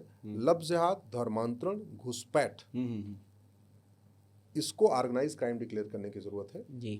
इसमें सेक्शन 113 है एक्ट ऑफ टेररिज्म। लव जिहाद, धर्मांतरण, घुसपैठ को एक्ट ऑफ टेररिज्म डिक्लेयर करने की जरूरत है। इसमें सेक्शन 147 है वेजिंग वॉर। लव जिहाद, धर्मांतरण और घुसपैठ को वेजिंग वॉर डिक्लेयर करने की जरूरत है। इसमें सेक्शन 152 है हमारी जो संप्रभुता के लिए खतरा हो। लव जिहाद, धर्मांतरण, घुसपैठ हमारी संप्रभुता के लिए खतरा है, इसलिए सेक्शन 152 की जरूरत है। कुल मिला के भारत में कानून कठोर हो, सजा साल भर के अंदर मिले, जस्टिस विद इन ईयर, तब देश सुरक्षित होगा। और एक बात जरूर कहना चाहूंगा, गाड़ी खूब कंफर्टेबल हो, बड़ी लग्जरी हो, लेकिन सुरक्षित न हो यात्रा के लिए तो बेकार है। क्या बात है। घर बहुत ही मॉडर्न हो, लेकिन उसके पिलर कमजोर हो, भूकंप आने पे धराशायी हो जाए, तो वो घर बेकार है। सुरक्षित होना ज्यादा जरूरी है। घर का सुरक्षित होना ज़्यादा ज़रूरी है, परिवार का सुरक्षित होना ज़्यादा ज़रूरी है, वैसे ही देश का सुरक्षित होना ज़्यादा ज़रूरी है। विकास 2 साल के बाद भी हो सकता है, सुरक्षा, देश को सुरक्षित बनाना ज़रूरी है। खतरा हमको लव जिहाद से है, लैंड जिहाद से है, धर्मांतरण से है, घुसपैठ से है, ड्रग कारोबार से है। और ये जो खतरे हैं, इसको निपटने में कोई लाखों करोड़ खर्च नहीं होना है, फ्री में खर्च हो जाएंगे। मैं कानून का ड्राफ्ट बना के देता हूं, और मैं गारंटी के साथ कहता हूं जो मैं कानून बनाऊंगा 90% समस्या ठीक हो जाएगी। मैं लव जिहाद का कानून बना के देता हूं, साल भर के अंदर 90% लव जिहाद खत्म। मैं धर्मांतरण का कानून बना के देता हूं, सरकार उसको इम्प्लीमेंट कर दे, 90% धर्मांतरण साल भर के अंदर खत्म। मैं ड्रग कारोबार पे कानून बना के देता हूं, सरकार उसको पार्लियामेंट से पास करा के लागू करा दे, मैं गारंटी के साथ कहता हूं 90% ड्रग कारोबार खत्म।